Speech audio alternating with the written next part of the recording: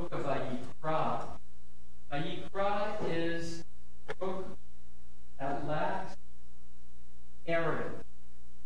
None of the drama building, none of the drama of the marching.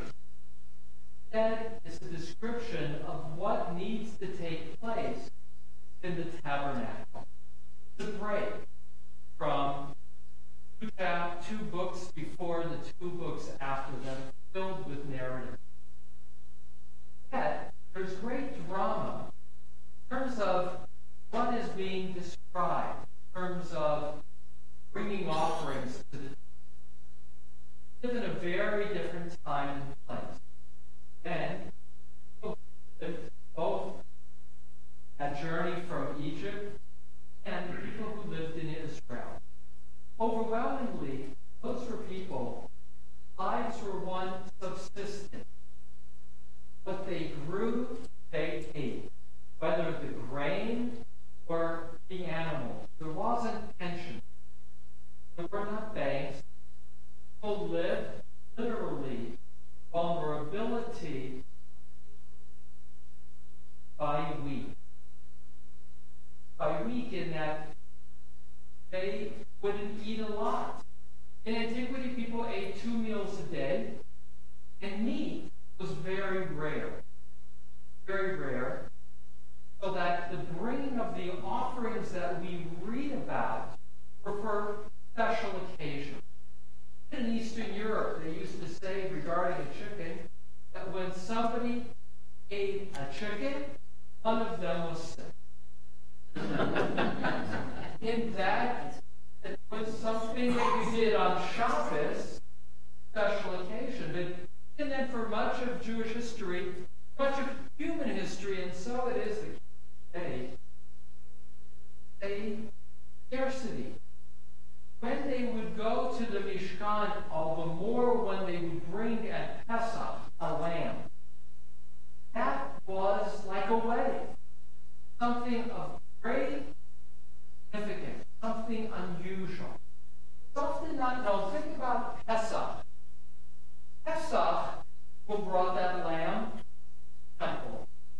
Imagine what that meant. For most people, where you lived, your shelter was basic at best. Came to the temple and looked up. I don't know if any of you have been to the southern steps of the temple, coming from Zion, from the city of David, which is the archaeological dig, Silwan, opposite walls of the old city. More than to point that out, motivate all of us to go to Israel sooner than later, for the drama of what it was like. Come up from that lower city, but you have in front of you are massive walls. And at the top of the steps, and the steps that now reveal are these massive steps. As you climbed up 13 steps for Shir HaMa'alot, Song of Ascent, there was a sense of the drama of Aliyah, of going up.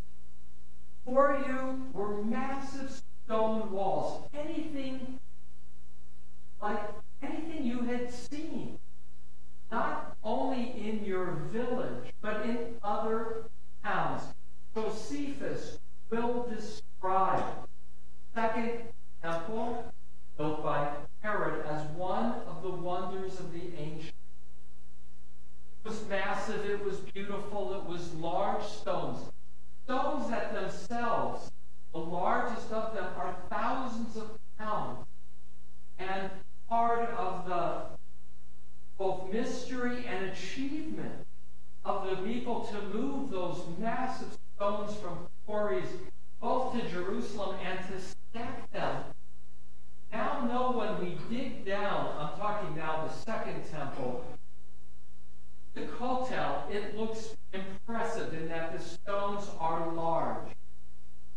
And it's relatively high, higher, about like this But when they have dug down that wall excavation, there is as much wall underneath as there is above, and more.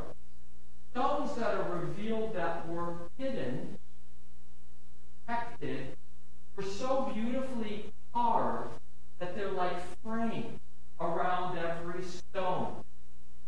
And so you arrive at the kotel, the wall, not just that, and it's the outside wall, and you look up those 13 steps, much higher than this, to get to the top. And at the top were musicians.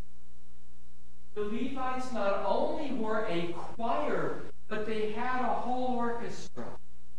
Around Pesach, this time of year, they were literally up their instruments. So that when you arrived, and before you was this end of the journey. But even getting there was no small achievement. It meant days of walking and camping, stops on the way. This was before there were restaurants and before there were inns. You were camping on the way as part of a massive migration, gather as an extended community to mark Pesach. And if you were lucky, you had your own sheep. But if not, you knew you could buy them in Jerusalem because it wasn't so easy to travel a long distance. And so there was a massive market. You could money change if you needed, if your currency was not the local currency or honored. And it was by weight of silver, for money, not necessarily to buy that sheep. Then you climb with others, but you had to have been purified. Could not go up to the Temple Mount if you had had contact with corpse. And even being in the same closed space as a corpse. Unless you had gone to the priest and sprinkled you with a potion that included the ashes of the red heifer. Because to go to the top was to encounter God, was to encounter life at its most celebrated. So there you were with your sheep, good acquired, and you had those 13 steps with a song, Shir Lama'alot, the song of ascent. And the choir was singing as you went up as part of a stream, a constant flow. There were Levites and there were priests at the top. But it was you, the pilgrim, not a tourist, a pilgrim, a person who had journeyed in order to honor God, that you went to that place of life. And there you placed your hands on your, if it was a Passover offering, had the knife in your hand, not the priest, because there was a crowd. Priests did not do every slaughter, and people had to learn to slaughter their own. But it had to be done in the way of the priest and in that place of sanctification. Because unlike other food, this food was shared with God. This lamb was dedicated, both those who served, a portion would go to the priest, but a portion would literally be burnt on the altar for God as well. So you would place your hands on your Pesach, Passover offering. But it might not be your only offering. You didn't get to the temple that often. It was a lifetime moment for many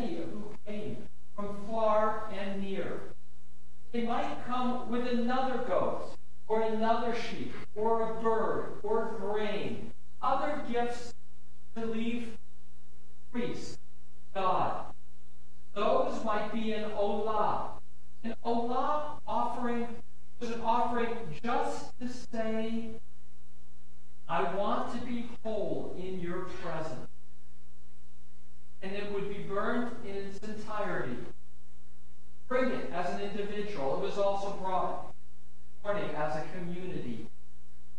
But you could bring it as your own. You could bring a zebach shlamim. Say thank you for a specific event in your life, for celebrating 78th bar mitzvah. You could bring your shlamim to say thank you. You could bring a bird if you weren't so rich. Because mind you, that goat for Pesach was not just an individual. It was a family gift. It was valuable. It was like bringing a car and leaving it. It's a big, have that many cars. Give to charity.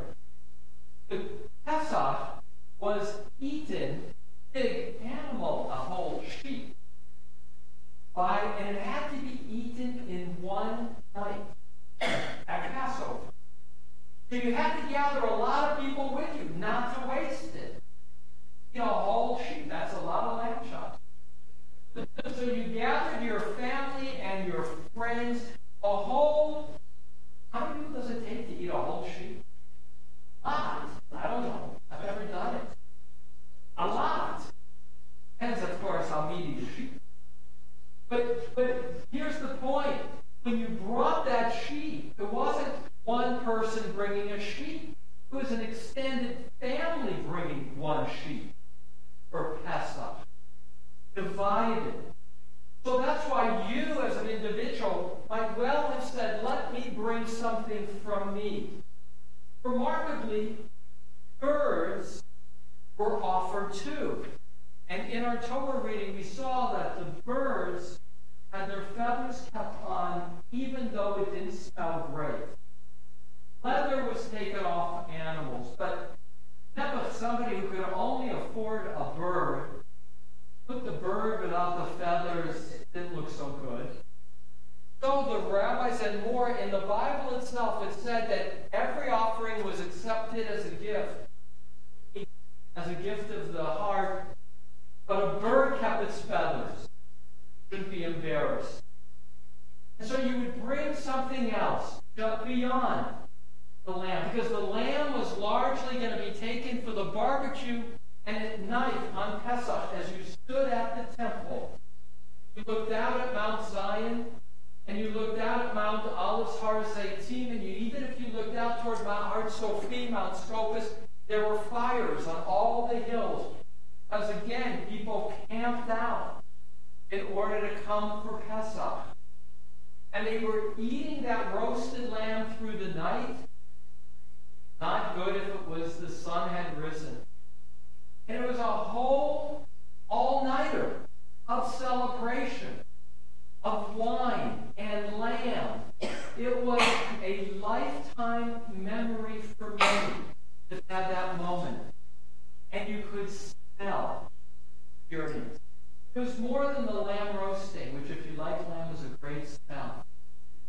But it was more. On the Temple Mount, there was a variety of perfumes, of frankincense and myrtle, smells that were identified with both the wafting of the smoke of offering. So there was the sense of filling you with the smells that would uplift you, sacred smells of God.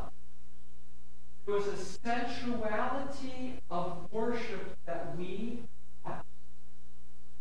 Not quite clear why we have no smells as part of our coming into this space. Aromatherapy is very popular. Aromas are used not only for healing, but also for the selling of products commercially. There's a lot of research that what we smell taps into primal emotion and is evocative. So in that experience of the temple of Vayikra of Leviticus was a sensual experience in all one's senses, but more. You can imagine being now on the Temple Mount and listening to all the lambs braying, and all the people talking, and all the commotion. And you might think, well, that would be very hard to concentrate. One more thing to be aware of. On the top of the Temple Mount was stone. Cold. Jerusalem is much colder than Southern California. Priests were all barefoot. And it could be very cold. There was a quality of mindfulness, of presence, yogi-like. Serving with thin offering, clothing, in all weather, as a symbol to the people as priests to be fully in an altered state of presence before God. So to this morning, in Vayikra, on many levels, it's an experience removed from our form of worship. And at the same time, was a worship that touched as an experience of moment those who shared in coming before God, wonder, thanks, expression of sorrow, trying to find wholeness for one's Maker. Boshla, Master of the universe, as we prepare for Pesach, we are reminded that the offering called Pesach, there is matzah, there is moror, and there is Pesach. Those are the three symbols that define the holiday. Matzah, a remembrance, moror,